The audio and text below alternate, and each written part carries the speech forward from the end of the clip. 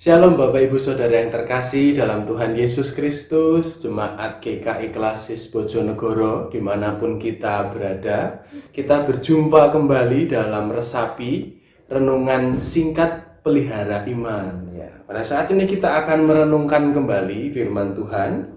Saya akan mencoba membacakan satu bagian firman Tuhan dari Yeremia 28 ayat yang kedua dan yang ketiga. Yeremia 28 ayat 2 dan ketiga. Beginilah firman Tuhan semesta alam, Allah Israel. Aku telah mematahkan kuk Raja Babel itu. Dalam 2 tahun ini, aku akan mengembalikan ke tempat ini segala perkakas rumah Tuhan yang telah diambil dari tempat ini oleh Nebukadnezar, Raja Babel, dan yang diangkutnya ke Babel. Yaitu adalah bacaan kita. Bacaan yang berbicara tentang Nabi Hananya melawan Nabi Yeremia pada saat itu ketika kerajaan Yehuda sedang digempur oleh Babel yang dipimpin oleh Raja Nebukadnezar. Hananya mengatakan dalam 2 tahun semuanya akan pulih kembali, Babel akan dikalahkan. Padahal sejatinya dia sedang berdusta. Yang dibaca tadi adalah dusta dari Hananya. Seakan-akan Hananya mengatakan sesuatu yang baik, yang menghibur, yang menguatkan, tapi bohong, tapi tidak jujur. Berbeda dengan Yeremia sebagai nabi Tuhan yang pada akhirnya dia mengatakan sesuatu yang memang benar. Meskipun itu sulit untuk dikatakan, mungkin menyakitkan karena mungkin isinya teguran, tetapi Yeremia menyampaikannya dengan jujur. Dan memang pada akhirnya tidak selesai dalam 2 tahun. Kerajaan Yehuda mengalami pengepungan, penangkapan, penyiksaan, hingga akhirnya mereka mengalami pembuangan perkakas-perkakas bait Allah di bawah.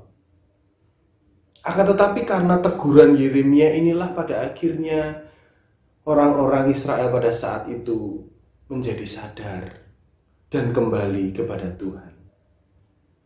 Saya sengaja memberikan judul renungan kita pada saat ini, jujur ajur, opo mujur. Karena seakan-akan jujur itu menjadi hal yang sulit. Karena katanya jujur itu bisa menghancurkan. Tetapi firman Tuhan pada saat ini mengingatkan kepada kita bahwa kejujuran itu senantiasa berujung kepada kemujuran. Kenapa? Karena kejujuran adalah sikap dari anak-anak Allah.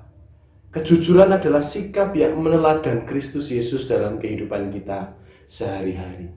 Persis apa yang dilakukan oleh Nabi Yeremia. Meskipun sulit, marilah kita tetap hidup dalam kejujuran. Meskipun sulit, marilah kita tetap berkata jujur. Dan satu lagi bonusnya, apa sih enaknya hidup menjadi orang jujur?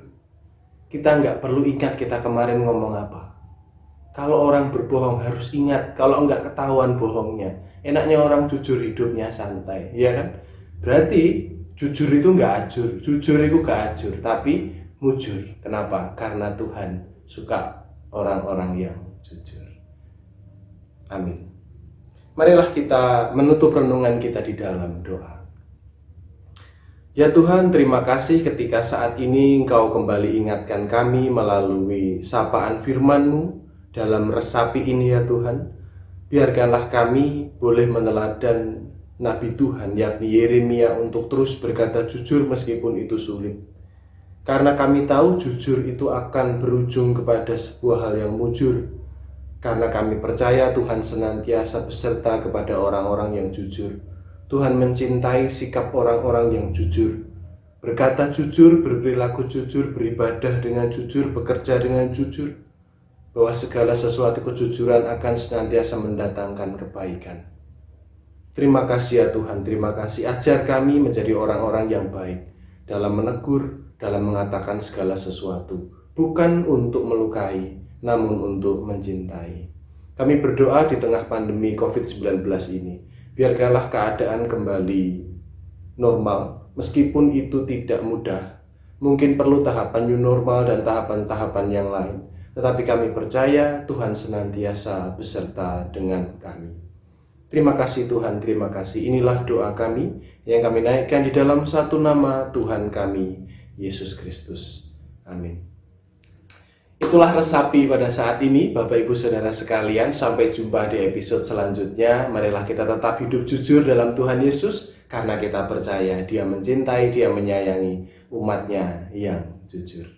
Tuhan memberkati. Shalom.